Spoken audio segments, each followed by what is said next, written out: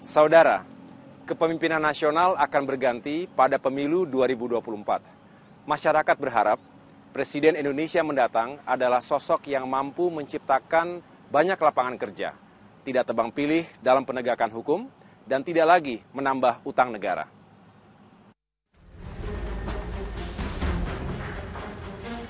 Pemilihan Presiden 2024 tinggal hitungan bulan.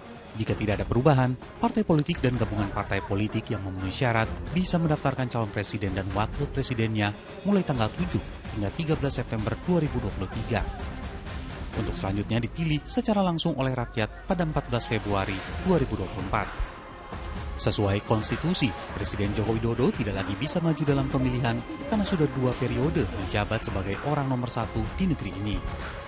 Sejumlah nama kemudian muncul di berbagai survei sebagai calon presiden Indonesia periode 2024-2029.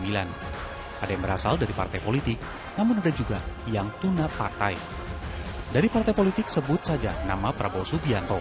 Ketua Umum Partai Gerindra ini bukanlah orang baru dalam pemilihan presiden.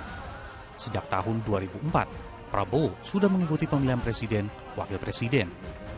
Begitu juga untuk pemilihan tahun 2009, 2014, hingga 2019. Ada juga politisi PDI Perjuangan Ganjar Pranowo yang unggul di sejumlah survei.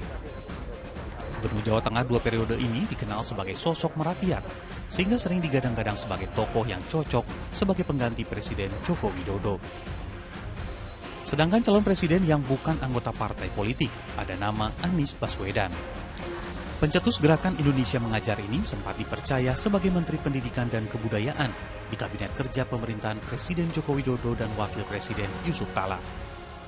Tentunya yang smart ya, yang smart, kemudian yang mempunyai pengalaman untuk mengelola organisasi juga. Presiden nanti itu benar-benar amanah udah pasti ya kan, terus udah gitu juga tidak kan kadang-kadang kan suka ada banyak kepentingan gitu kan gitu. Maksudnya benar-benar harus di luar kepentingan itulah, kendaraan-kendaraan di belakangnya dia nanti dulu lah. Harga di pasaran itu stabil, itu yang penting untuk ibu rumah tangga seperti saya, dan pendidikan kualitas guru-guru ditingkatkan lagi. Nama Agus Harimurti Yudhoyono juga masuk dalam radar sejumlah survei. Ketua Umum Partai Demokrat periode 2020-2025 ini pernah maju dalam pemilihan Gubernur DKI Jakarta pada tahun 2017, namun gagal terpilih. Lalu ada nama Ridwan Kamil dari kalangan non-partai.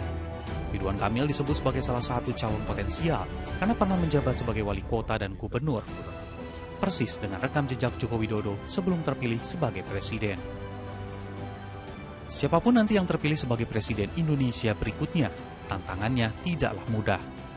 Berbagai persoalan sudah menghadang, mulai dari minimnya lapangan kerja, penegakan hukum yang dinilai masih tebang pilih, harga sembako yang terkadang sulit dikendalikan, hingga utang negara yang jumlahnya terus bertambah dari tahun ke tahun.